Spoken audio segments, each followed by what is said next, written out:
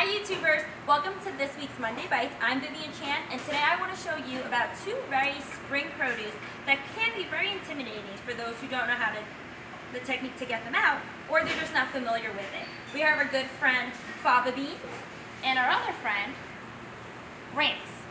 I'm sure you guys see these at the supermarket or read a ton of articles about them, but what exactly are they and how do you eat them? Well, you're in luck because I'm going to show you exactly how to tackle these two and make it part of your next spring menu. First things first, what is the fava bean? They come in pods like this, similar to an English pea. However, you snap them and they have these little guys inside, just like this. Inside is a nice velvet soft texture. It's actually really comforting. But give or take, each pod has about 5. They could be really big or they could be really little. Another name for fava is also called the broad bean. And most people have them as a snack when they're fried, or you can serve them, they go great with pasta or chicken. Another way, well, this is the big guy I was telling you about, and these are the little guys. They both taste about the same. Don't worry, the big guys are not starchy, similar to the English pea. But you know, there is another way to get to these guys. These are not ready to eat yet. This is an extra shell, and how you guys get rid of that is take it over blanching. You're gonna blanch that over boiling hot water. Throw in a handful. And Viv, can you tell me about the flavor of a fava bean? Sure. Sarah asked about the flavor of fava bean. I find them to be, they're not starchy, and I want to reiterate that because they're unlike, they're kind of like a sugar snap and an English pea. Meet a little baby, or big baby in this case, and it's sweet. It's very sweet, and it's just a nice crunch texture to it. So you just want to blanch them. You're not trying to cook them through, you're just trying to shock the shell so you can remove them. What you're going to do after is take out, blanch them in an ice bath. An ice bath is just a fancier way, a nice cold shower basically. It stops the cooking process so you can A, touch the beans, and also shuck them right out of their little shell. I should have had an easier way to do this. So, once you blanch them, chili.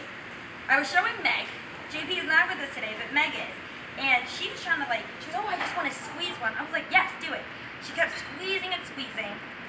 And believe it or not, you can't really just pop them out. They're not like a little firecracker. Make a little incision. I just ripped it like this, and boop. They're much brighter than the shell. See? I'll show you how to do another one. Really simple. Just grab it. You can push with all your might, and you're not going to get it. Just make a little incision. There he is. Ta-da! It's definitely a labor of love to get a cup of fava beans. So make sure you guys get some help. Children are great for this if you're cooking. They have little hands, they're popping them out. So what I'm going to show you next is how to do this pasta recipe. The link is available. It's a great way to highlight the fava bean itself. I have here, instead of wasting your time, I started browning a little olive oil, garlic, parsley, and mint sprigs. Sprigs mean keeping them on the actual thing, it's the stem itself, and some scallion. While this warms up, I'm going to remove the mint sprigs and the parsley sprigs. This is just to infuse the oil for some flavor.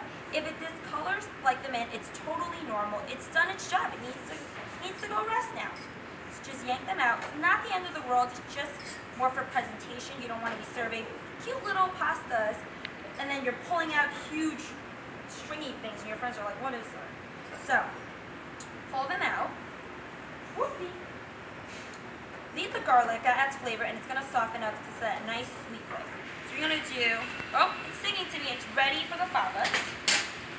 Add 1 cup peeled favas and blanched. Give it a quick stir. Be careful, it might splash because when you blanch the favas, there is water, and water and oil are not besties. And Viv, what if I don't want to spend all that time peeling and chucking my fava beans? Sarah asked a great question. What if you don't want to spend all this time? Well, I was talking to Lauren, our food stylist today, and we were like, you know what? It's great to have to get some favas for garnish. But then you can also go to the frozen section. I know it doesn't taste exactly the same, but if you want to do a quick little thing, then you can always just buy a handful, use that for garnish, which basically means as a finisher, and then use the frozen. They have it, you should use it if you're in a pinch. But if you really have the time, the energy, and or a little help, make sure you go out and just, you know, even if it's a handful or a cup for yourself to snack on. Go for the fresh one. So what you're doing is just frying them up, like so. I'm going to toss in some mini pasta, mini bow ties, a little fancy. Pop this in. Crisp them up. The pasta was pre-cooked. And my good friend here, pasta water, I just reserved it. I'm going to continue to toss.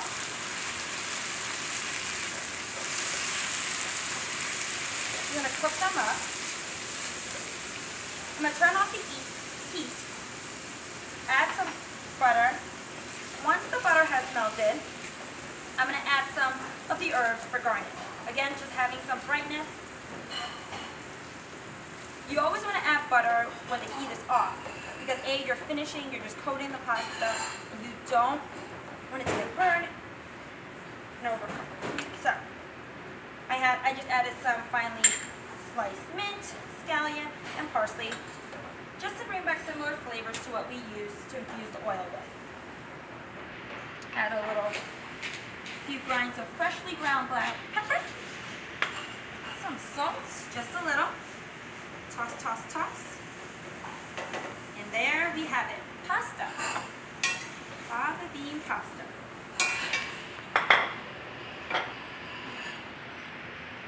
Smells like spring. So fresh. And this is a great way to introduce any of your guests to fava beans. Well, of course I'm not going to leave you hanging, just show you how to make an entree. So I'm going to use the ramps to show you how to make a salad. Okay. Alright, so now for our part 2. Ramps. What are ramps? When you Google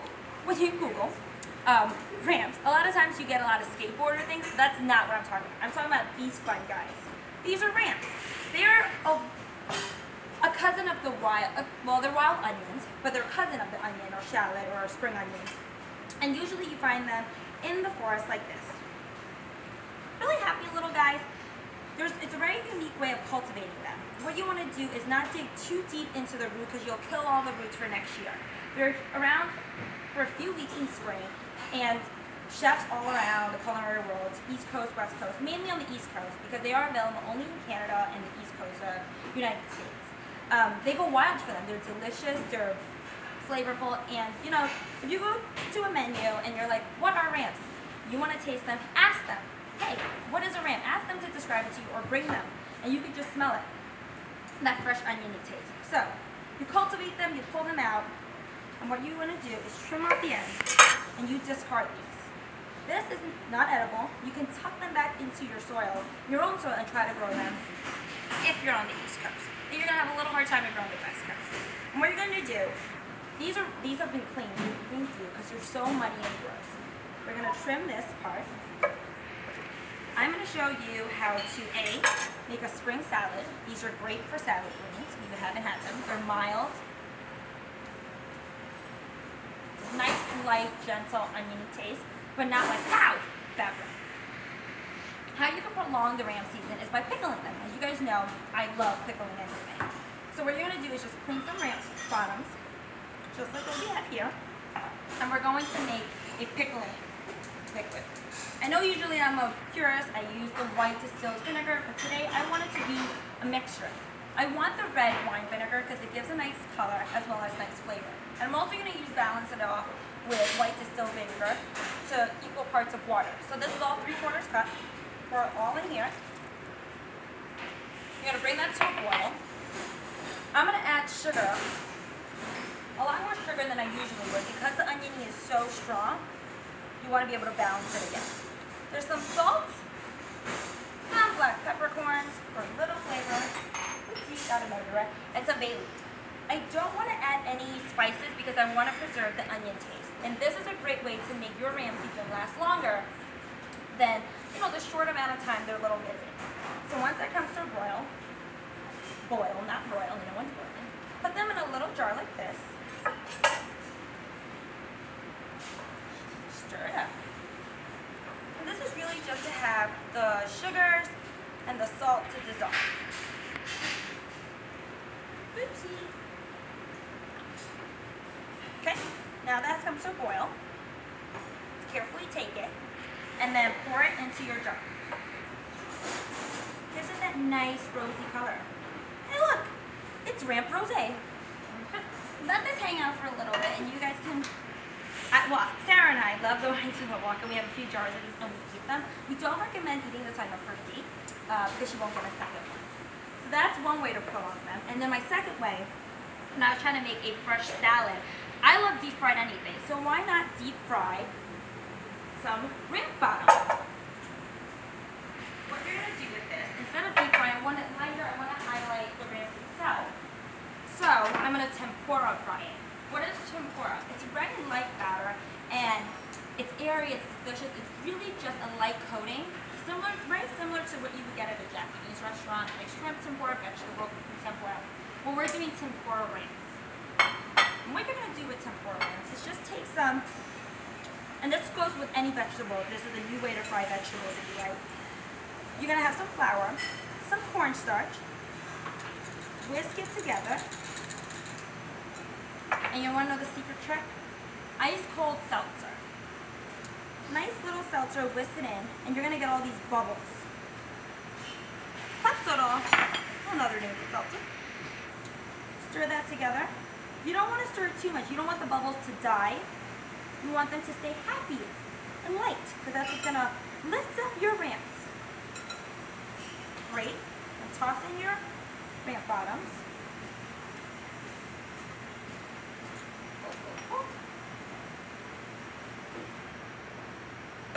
These are going to get a little messy here.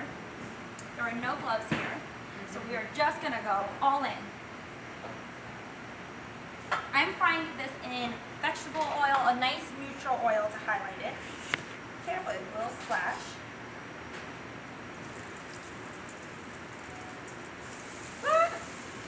Okay, guys.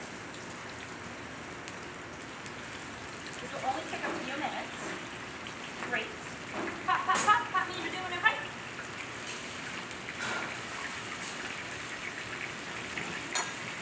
You just want this to be lightly, very lightly golden brown. It's not going to get that deep brown color like fried chicken. The batter is not the same. This is just to add airiness and lightness and a nice little texture to your salad. It's only going to take about a minute.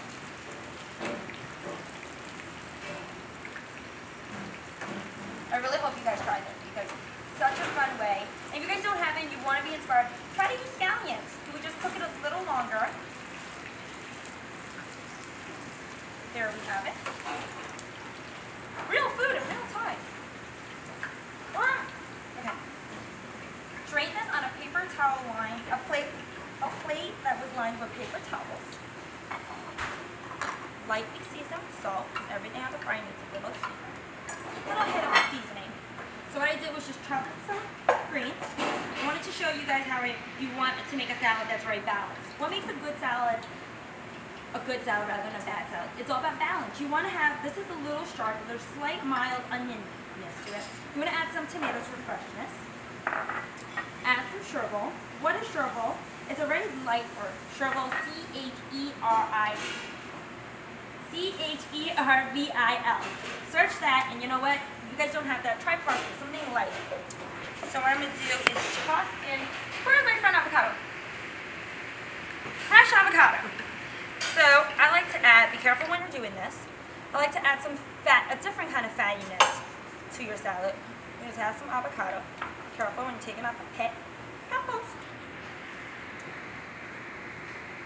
Just like this. I'm going to take it here. Add that in.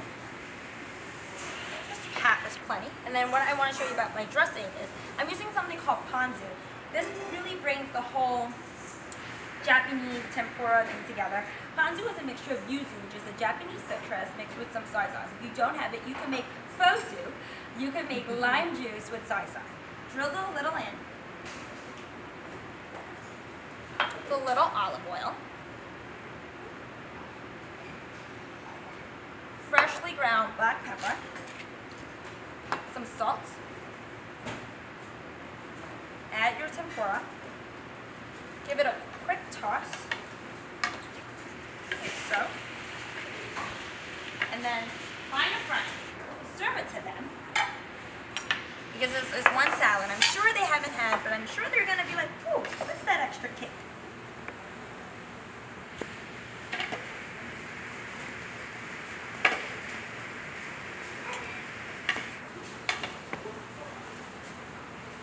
Oopsie. I gave this person all the wraps. And then we're going to have to complete the springy meal, a nice mint tea. Just boil some water, put in a few sprigs of mint. One for Meg, one for me. And we have our rams to taste. And if that doesn't scream spring meal, I don't know what does. By the way, we hope you feel better, JP, because he wasn't with us today. Until next week, Mondays don't have to bite. Just eat some onion, rams, whatever you want. Until next week, bye guys.